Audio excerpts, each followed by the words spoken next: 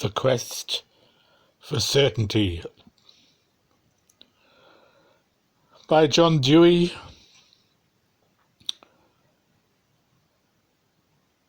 a work of the philosophy of pragmatism, first published in 1929. The principal ideas of it are that in the past, the quest for certainty to be achieved by the discovery of eternal truths and ultimate reality led to the misleading distinction between theory and practice. Science and philosophy, by becoming experimental and operational, have shown that idea and practice work together as instruments. Ideas relate to experiences and make predictions possible, and by experience ideas are tested. Statements about present enjoyments are factual, while value judgments indicate attitudes to be assumed. Such judgments are instrumental and corrigible. The quest for certainty, considered against the background of traditional philosophies, is a revolutionary work. In his book, Dewey does not claim originality for all of his ideas, but he justifiably asserts that were its program enacted, a revolution comparable to the Copernican would be effected not only in philosophy, but also in the moral, social, and economic dimensions of daily life. That this claim is a valid one is partially verified by the pervasive influence of Dewey's teachings on many phases of American culture, especially on education. That Dewey's work should have such an influence is especially appropriate in view of his constantly recurring emphasis upon the importance of an intimate, reciprocal relationship between theory and practice. Whether the reader finds all of Dewey's methods and conclusions acceptable or not, it is undeniable that the author's searching criticism of older theories, combined with constructive suggestions of remedial and progressive measures, have profound practical import. The quest about which Dewey writes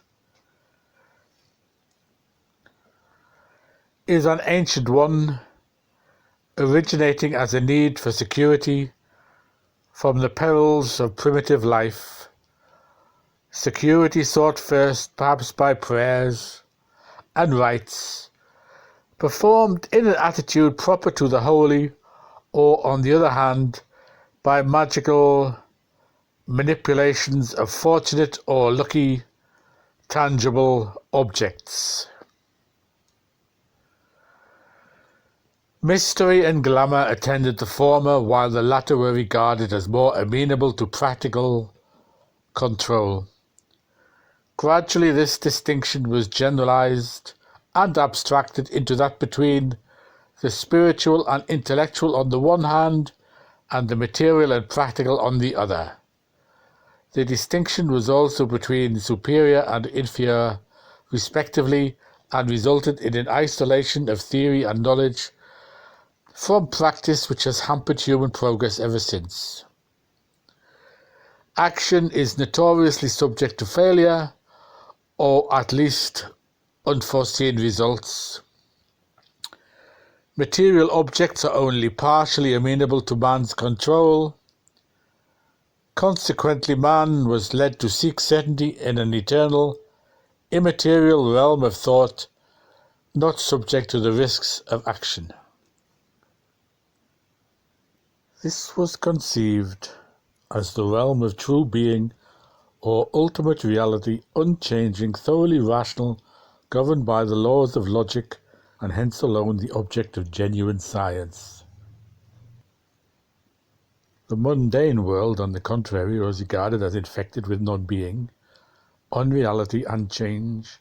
It was irrational and the object only of belief or opinion, not genuine knowledge. Moreover, the good was identified with the real so that value was attainable only by knowledge, and both were dissociated from action. The development of these distinctions have had ramifications into almost every traditional philosophical theory, Dewey argues. The ideals of certainty and knowledge, various metaphysical views, theories about mind and how it knows, all of these, even when formulated by strongly opposing schools, have stemmed from the jealously guarded barrier between theory and practice erected in the quest for certainty. Since modern philosophy has accepted the conclusions of natural science while retaining doctrines about mind, knowledge and values formulated in pre-scientific ages, it has found itself increasingly isolated from the actual problems and values of contemporary life. Consequently, the basic problem for philosophy today is the integration of our beliefs about existence and those about values, especially since this gap has been widened by misinterpretations of certain developments of modern science. Greek science, says Dewey, was basically aesthetic in character. Its explanatory and descriptive categories such as harmony, symmetry, and proportion were used to organize logically the qualitative characteristics of experienced objects into kinds of species. Thus, nature, considered only an inferior kind of reality, patterned after the eternal forms, was known insofar as it was an object of knowledge at all, rather than opinion or belief, by reason rather than by experience. Greek natural philosophy was also teleological, holding that things and events tended toward their proper ends or goods, and thus toward the highest and best. This outlook, lasting through the Middle Ages, fostered an attitude of acceptance rather than an art of control, such as that made possible by modern science. Galileo and other founders of the new science effected a revolution by eliminating the qualitative and purposive, and by substituting the quantitative interpretation of scientific objects.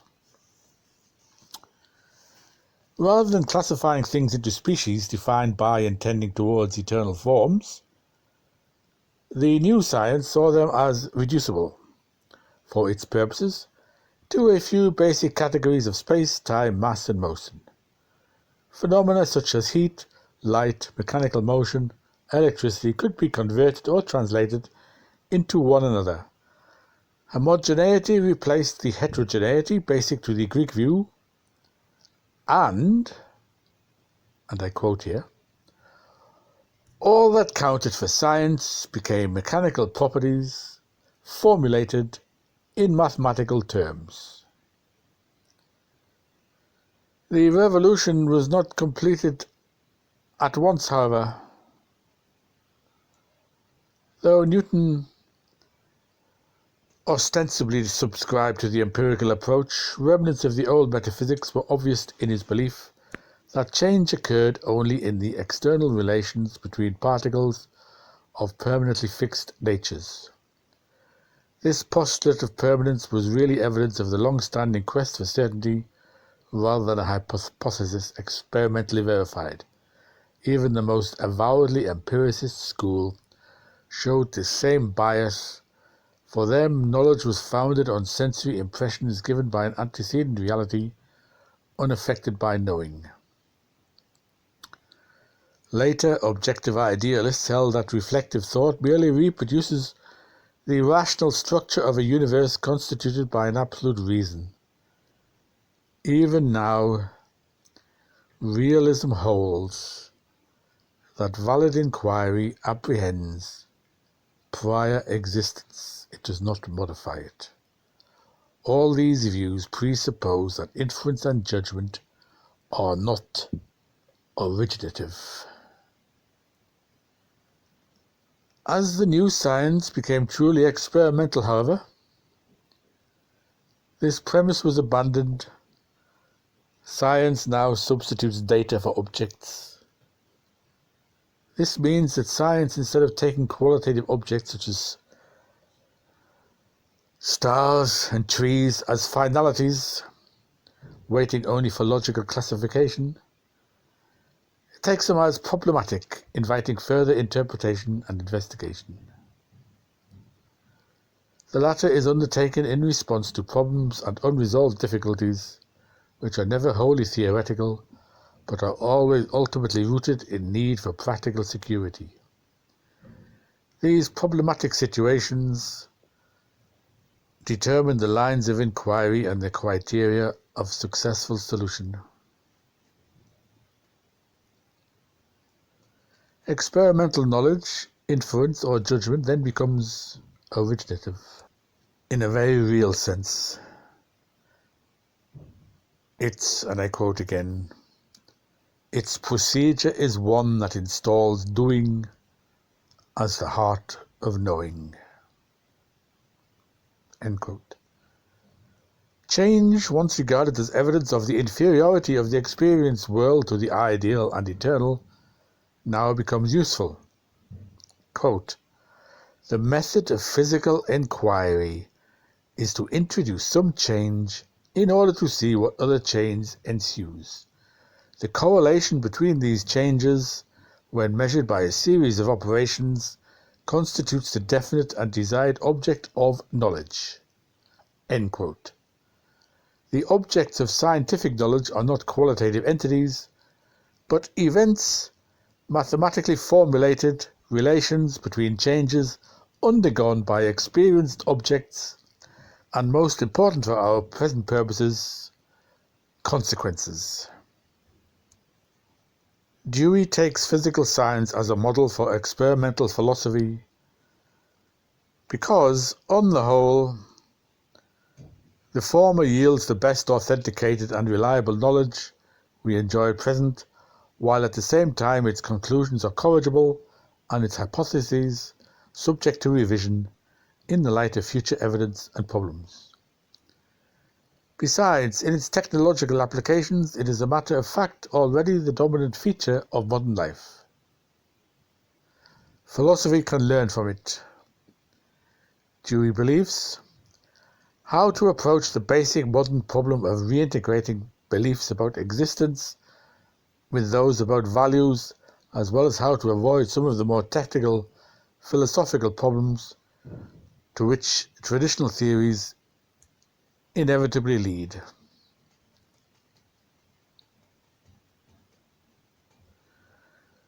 Dewey cites with approval Bridgman's statement in The Logic of Modern Physics of 1927, and I quote, "We mean by any concept nothing more than a set of operations.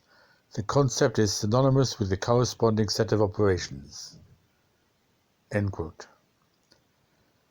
The philosophical implications of such an experimental empiricism, as distinguished from traditional sensational empiricism, understood at the time by only a few thinkers such as William James and Charles Sanders Peirce, are so far-reaching as to make it, and I quote, "one of the 3 or 4 outstanding feats of intellectual history."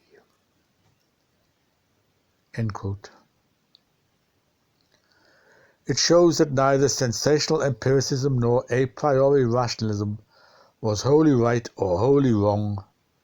Ideas are empirical in origin, but sensory qualities to be significant must be related by ideas. The new methods concepts of scientific objects are neither a priori nor reducible to sensation. The object of knowledge, and I quote again, "The object of knowledge is eventual, that is, it is an outcome of directed experimental operations instead of something in sufficient existence before the act of knowing."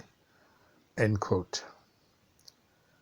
Thus, the sensory and rational elements of knowledge do not compete, but cooperate. The latter are used to organize and direct, the former to test and verify or correct. Conclusions, not the previously given, are truly known, but conclusions former investigations become in turn instrumental to the achievement of new solutions. The operational method makes mind a participant rather than a mere spectator in the knowing situation, as is illustrated by the Heisenberg principle of indeterminacy. The act of observation is itself an essential ingredient in what is known. From this point of view, then, nature is neither rational nor irrational, as it has been described traditionally, but is rather intelligible. It is to be known through intelligence.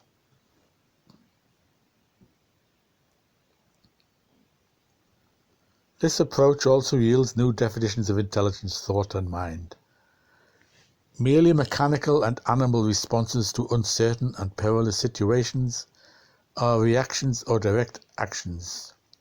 But, and I quote, response to the doubtful as such is definitive of mind and thinking.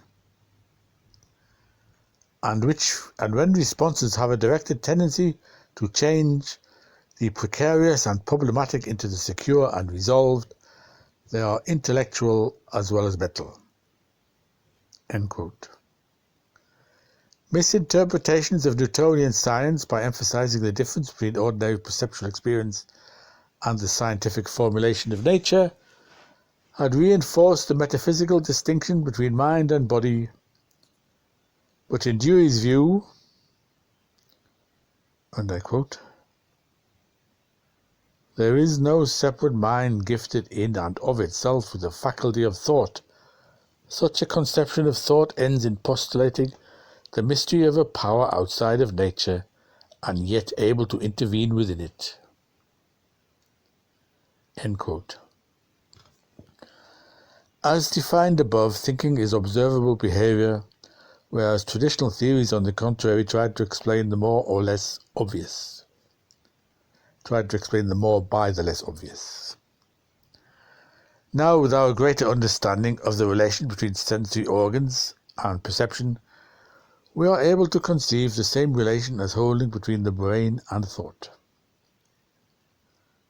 One stronghold of the rationalistic and mentalistic schools, however, and one not adequately accounted for by traditional empiricism, was the structure of mathematics. Because mathematics seemed to rest on self-evident axioms known intuitively, and because of the universality, immutability, ideality, and logical necessity of mathematics, it was thought to demonstrate the subsistence of a realm of eternal essences and a non-physical reality. The applicability of mathematics to the physical world, moreover, seemed to show a rational element even therein. Does the operational theory of ideas, together with implications concerning the nature of mind and thought, break down here? Dewey thinks not.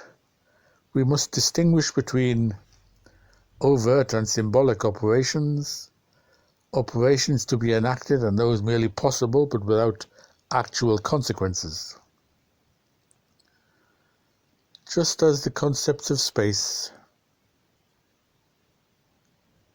time, and motion were finally seen to be the ways of correlating observations rather than as reflecting properties of being, and their worth was found in the form of function, so logical and mathematical principles and relationships may be interpreted. They may have arisen from practical needs for manipulation and organization of physical things, later to be developed more fully and independently of immediately instrumental purposes. Men then became interested in such operations as operations which, when symbolized, can be performed without any direct reference to existence. That this is the case seems more clearly illustrated by the history of geometry, which originated in the need for measurement of utilitarian objects. The formal order and internal relations such systems show are analogous to the self-consistent structure of a machine designed for a certain purpose. The means-consequence relation, as exemplified in the operation of a machine, may be thought abstractly as an operation to which the imperfections of actual machines are irrelevant. So conceived, the function has the ideality, immutability, internal necessity, and universality which characterizes the realm of essence supposedly encountered in logic and mathematics.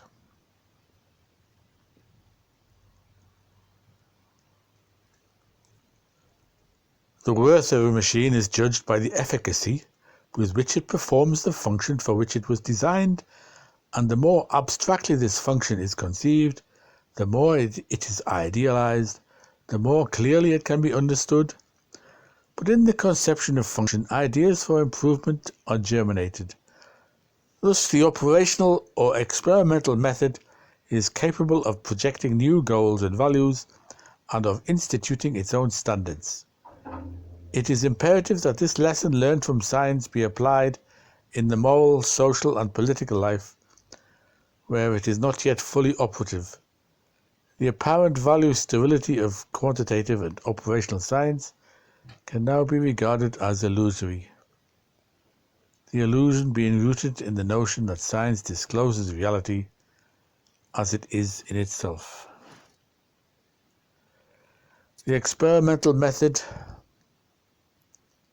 is an effective way of thinking of things, but since it is not the only way to think of them, it is not actually inimical to qualitative experience, and it can make positive contributions to the qualitative aspects of human life by affording means of making values more available and secure.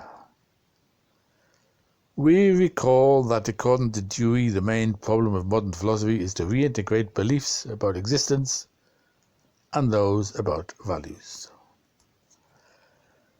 It is obvious now that this purpose in tracing the development of operationalism and instrumentalism is to show their significance for what he calls typically the construction of good, suggesting thereby that values,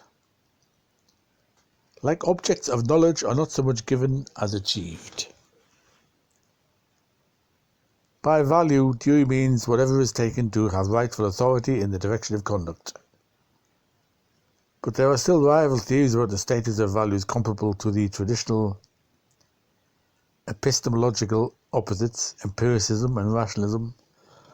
Some writers would equate goods with actual enjoyments, while others see them as eternal,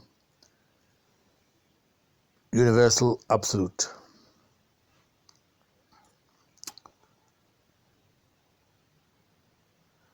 Dewey favours the empirical and subjective theories to the extent that they relate the theory of values with concrete experiences of desire and satisfaction. But the operational approach again makes a significant emendation. Values are not antecedently given, but are enjoyments attained as consequences.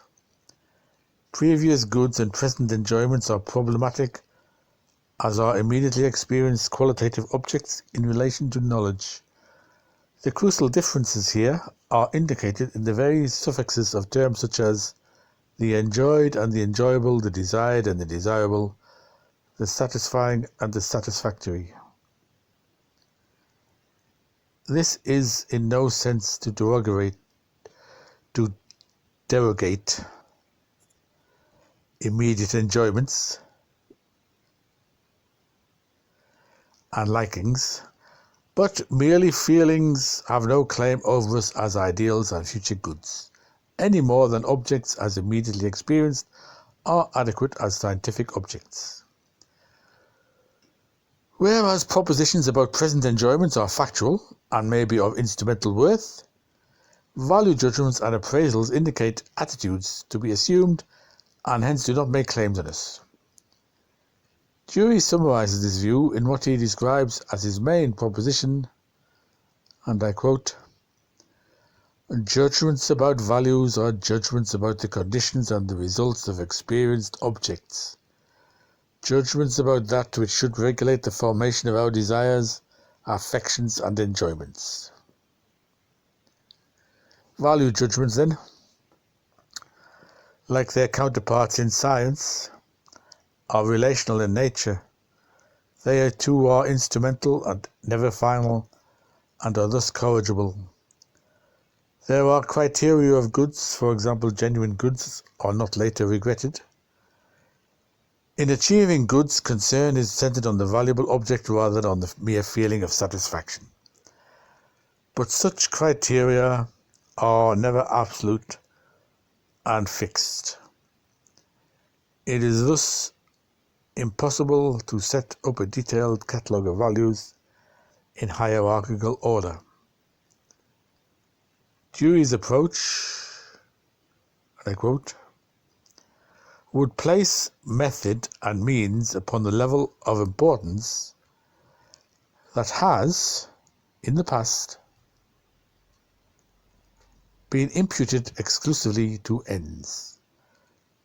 End quote. For as long as ends alone are considered ideal and of true worth, while means are scorned as merely practical, ends fail to be realized. While failure to achieve the good has been attributed to perversity of will, the real obstacle has been lack of adequate knowledge of means. Hence the traditional elevation of spirit over matter is similarly mistaken, for the material serves as means. The traditional separation of ends and means, another reflection of that of theory and practice, has left action without the guidance afforded only by knowledge. Consequently, some means, such as material wealth, have been overvalued as ends in the absence of any adequate philosophy of values appropriate to contemporary problems. The technological application of science have been used selfishly and irresponsibly. Nowhere is the failure properly to relate ends and means more evident than in industrial life. And the resulting tragedy is the enjoyment of the highest social and cultural values, the truly human goods, is dependent on economic conditions ignored by many ethical philosophers. Our economy tends, therefore, to evade moral guidance as irrelevant and to be frankly materialistic. But the remedy is not to treat economics as beneath the notice of ethics. It is rather to apply here the instrumentalist approach. Whereas mechanistic philosophy rejected the concept of purpose as explanatory of natural events, the developments of modern science have made clear the role of the observer in knowledge, and Dewey holds that in a significant sense purpose has been restored to nature, since, and I quote, distinctively human conduct can be interpreted and understood only in terms of purpose. End quote. By removing the artificial barrier between knowledge and practice, science and values, and the consequent false problems, such as those of the relationships between mind and body, spirit and matter, nature can be regarded as the ultimate source of all ideals and goods. To remove such obstacles, to free men's minds and hearts from slavery to the past, to turn them from the quest for an illusory certainty to discoverable paths to enjoyable goods, is the task of contemporary philosophy. No longer in competition with science, through claims to sole superior knowledge of reality, philosophy takes up the task of exploring the richly various ways of putting science to truly human use.